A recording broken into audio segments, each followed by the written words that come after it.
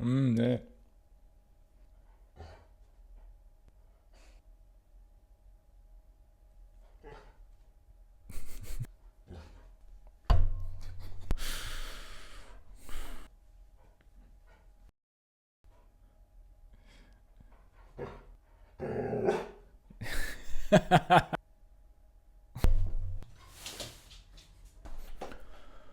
Okay.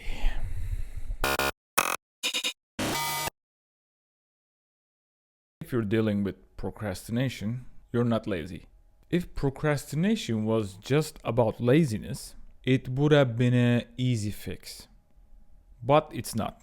Procrastination is also not a character flaw, it's a survival mechanism, an outdated one. And the real reason you are putting things off has less to do with the task itself, but the feelings associated with that task. You are avoiding a feeling. You don't delay writing that email because typing is hard. You delay it because it triggers some feelings. Type of feelings that you rather avoid. Also, you don't postpone working on your goals because you don't care about them. You postpone them because they create opportunities for you to experience failure. Also, feelings like shame, regret, disappointment. Your brain isn't saying, I don't want to do this. It's saying that it doesn't want to feel this. And I think this shift in perspective changes everything.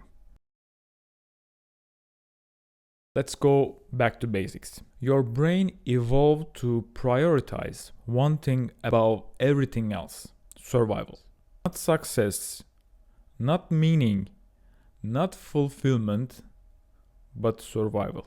And for the brain, emotional pain and physical pain has really no difference. So your brain evolved to shield you from emotional distresses just like the physical one. So that big to-do list you're avoiding, it's not a neutral task for your brain. It is a potential threat. So what does it do? It distracts you, numbs you.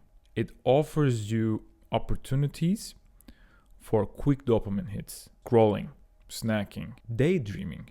And you can almost hear the whisper, just do it later. When you procrastinate, your brain actually feels like it's doing its job. You avoided the discomfort, so you stay safe. That safety is very short term.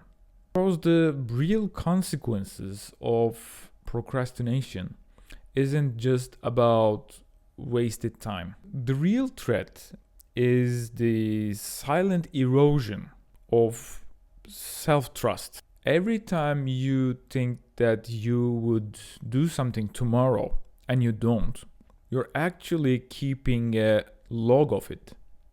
And the self-narrative that we generate is like, I can't be trusted about these kinds of tasks, or I'm the kind of person that promises one thing and fails to deliver. Or in some cases, we lose a lot of hope and we almost think that we can never change. And these narratives, these stories, slowly but surely shapes our identity. Not because they're true, but because they are repeated. So your brain is trying to protect you from certain feelings, but at the same time, it's accidentally sabotaging you.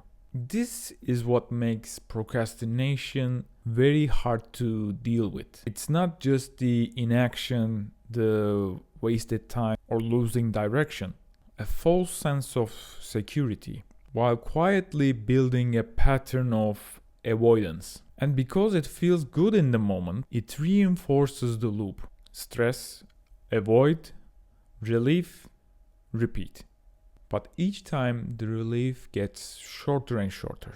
Each time the guilt becomes stronger.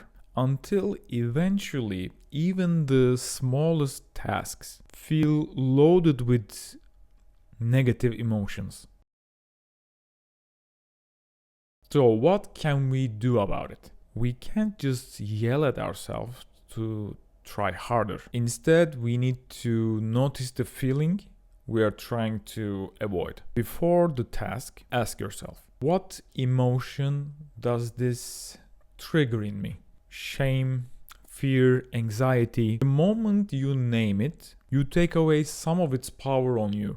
Also, shrink the task to neutralize the threat. Your brain doesn't hate action, it hates emotional risk. So instead of write the report, reframe it as write one messy report. Also, build self-trust in tiny doses. Forget motivation. Start with consistency. Make a deal with yourself and keep it, even if it's absurdly small, so that our brain can believe in us again. Also, reward action, not the outcome. Whether you finish the task or not, try to give yourself credit for showing up and being consistent and trying. Did you face the discomfort you're avoiding today?